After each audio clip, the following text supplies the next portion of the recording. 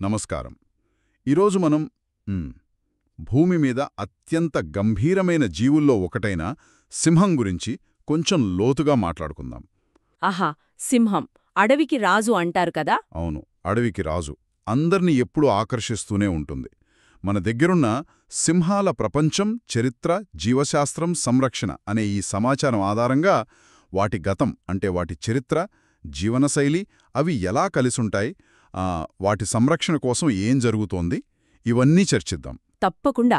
నిజానికి ఈ సమాచారంలో చాలా విషయాలున్నాయి. సింహాల పూర్వీకుల నుంచి ప్రస్తుతం అవి ఎదుర్కొంటున్న సవాళ్ల దాకా. ఒకప్పుడు అవి ఆసియా, యూరప్, ఆఫ్రికా అంతటా ఉండేవని చదివినప్పుడు ఆశ్చర్యంగా అనిపించింది నాకు. నిజంగానే ఆశ్చర్యం.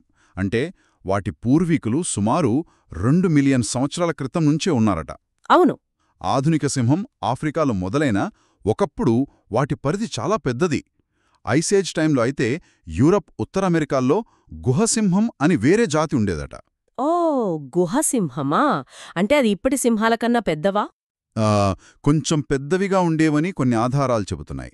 కాని పాపం అవి సుమారు 10,000 సంవత్సరాల క్రితమే అంతరించిపోయాయి. అయితే ఆ పాతకాలం నుంచి ఇప్పటికి వస్తే పరిస్థితి చాలా మారింది గదా. వాటి సహజ ఆవాసాలు బాగా తగ్గిపోయాయి. అవును, చాలా తగ్గిపోయాయి. ఇప్పుడు ఆఫ్రికన్ సింహాలు ప్రధానంగా సబ్-సహారా ఆఫ్రికాలోని సవన్నాలు, గడ్డి భూముల్లోనే కనిపిస్తున్నాయి. ఇక ఆసియా సింహాల సంగతైతే మరీ దారుణం.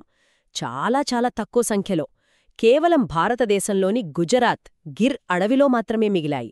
అంటే అవి తీవ్రంగా అంతరించిపోయే ప్రమాదంలో ఉన్నాయి. ఇది వాటి సంరక్షణ ఎంత అవసరమో చెబుతోంది. సరే, మరి వాటి రూపం, ప్రవర్తన గురించి కొంచెం చూద్దామా? ముఖ్యంగా మగసింహం జూలు. జూలు. అది చాలా ప్రత్యేకం. అది కేవలం అందానికే కాదు, దాని వయసు, ఆరోగ్యం, ఆధిపత్యానికి కూడా సూచికాట.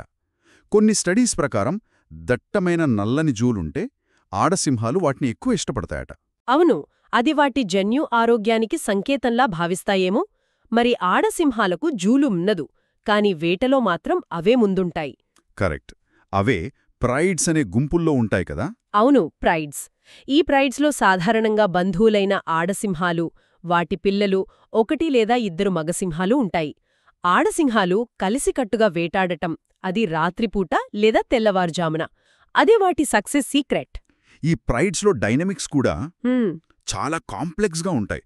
కొత్త మగసింహాలు వచ్చి ఒక ప్రైడ్ను ఆక్రమించుకున్నప్పుడు పాత మగసింహాల పిల్లల్ని చంపేస్తాయనుందిందులో. అవును, అది వినడానికి కొంచెం ఇబ్బందిగా అనిపించవచ్చు. నిజమే, క్రూరంగా అనిపిస్తోంది. కాని జీవశాస్త్రపరంగా చూస్తే అదొక సహజమైన వ్యూహం. సరిగ్గా చెప్పారు. కొత్త మగసింహాలు తమ సంతానాన్ని త్వరగా వృద్ధి చేసుకోవడానికి, ఆ ఆడసింహాలను త్వరగా తమతో జతకట్టేలా చేయడానికి అలా చేస్తాయి. ఆడసింహాలు సుమారు 3-4 ఏళ్ల వయసులో పిల్లల్ని కనడం మొదలుపెడతాయి. కానీ పుట్టిన పిల్లల్లో బతికేవి తక్కువే. ఆకలి, జబ్బులు లేదా హైనాలు, ఇతర సింహాల దాడుల వల్ల చాలా పిల్లలు చనిపోతాయి. అందుకే అడవిలో వాటి సగటు ఆయుర్దాయం 10-14 ఏళ్లే. అదే జూలో గాని సంరక్షణ కేంద్రాల్లో గాని అయితే 20-25 ఏళ్ల వరకు కూడా బతుకుతాయి. మంచి కేర్ ఉంటుంది కదా. ఇంత గొప్ప చరిత్ర, జీవనశైలి ఉన్నా ప్రస్తుతం వాటికి చాలా ముప్పులున్నాయి. ఇది నిజంగా విచారకరం. అవును, ప్రధానంగా ఆవాసాలు తగ్గిపోవడం, మనుషుల నివాసాలు, వ్యవసాయం పెరగడం వల్ల వాటి స్థలం పోతోంది. దానివల్ల మనుషులతో సంఘర్షణ కూడా పెరుగుతోంది. వేట, ఆహార కొరత ఇవన్నీ పెద్ద సమస్యలే. ఈ కారణాల వల్లే IUCN అంటే అంతర్జాతీయ ప్రకృతి పరిరక్షణ సంఘం సింహాలను హాని కలిగించే వల్నరబుల్ జాతిగా పెట్టింది. అంటే అవి అంతరించిపోయే ప్రమాదం దగ్గర్లో ఉందని హెచ్చరికన్నమాట. ఖచ్చితంగా. ప్రస్తుతం అడవిలో 25,000 కన్నా తక్కువే ఉన్నాయట అంచనా ప్రకారం. 25,000 కన్నా తక్కువ, చాలా తక్కువ సంఖ్య అది. అందుకే సెరెంగేటి, క్రూగర్ నేషనల్ పార్క్ లాంటి రక్షిత ప్రాంతాలు చాలా కీలకంగా మారాయి. కానీ వాటి బయట పరిస్థితి ఇంకా ఆందోళనకరంగానే ఉంది. కేవలం జీవశాస్త్రమే కాదు, సాంస్కృతికంగా కూడా సింహాలకు చాలా ప్రాధాన్యత ఉంది కదా. అవును, ఎంతో ప్రాధాన్యత ఉంది.